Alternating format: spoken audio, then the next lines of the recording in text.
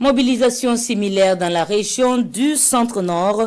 Sur l'heure de défilé de Kaya, les populations du Namatenga, du Bam et du San Matenga sont venues témoigner de leur adhésion à la dynamique enclenchée. Les détails avec Martin Ouetraogo et Jacques Ouetraogo.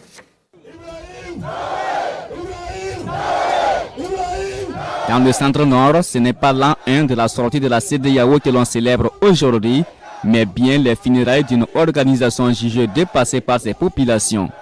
Ici, l'avenir se dessine sans retour en arrière, un choix assumé et réaffirmé par le président du Faso, le capitaine Ibrahim Traoré, qui déclarait avec force quitter la CEDEAO, c'est tourner la page d'un passé révolu et tracer la voie d'un futur souverain. Peuple de l'AES, tout ce qui est à décider sans nous est contre nous. Et par conséquent, nous ne sommes aucunement liés. Notre déclaration de part est sans ambiguïté. Elle est de nature irréversible et n'aboutit à aucune négociation.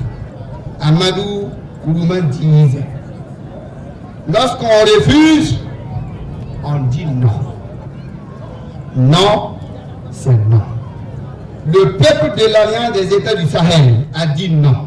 La locomotive qui transporte donc les peuples des États de l'AES est sans rétroviseur et les aspirations à un avenir souverain, cette dynamique enclenchée par les trois chefs d'État, est ici approuvée par les ressortissants du Namatenga, du Bam et du San Matenga, en témoigne la mobilisation des jours. Le capitaine Ibrahim Traoré et Abdourahmane Tiani du Niger et Assimi Goïta, le général du Mali. Donc leur dire seulement de tenir droit au but, parce que la population aussi derrière eux reste inébranlable. Jour comme nuit, on se mobilise donc comme un seul homme derrière donc ces chefs d'État pour vaincre le terrorisme, pour vaincre la merde que nos États donc en tout cas connaissent actuellement.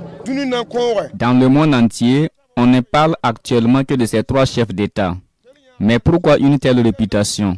C'est tout simplement parce qu'ils sont sur le droit chemin, alors que les populations du centre-nord tournent la page de la CEDEAO avec une détermination sans équivoque. Le message est clair.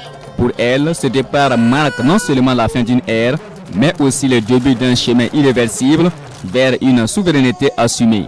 Une marche qui, selon leurs mots, ne connaîtra ni détour ni retour.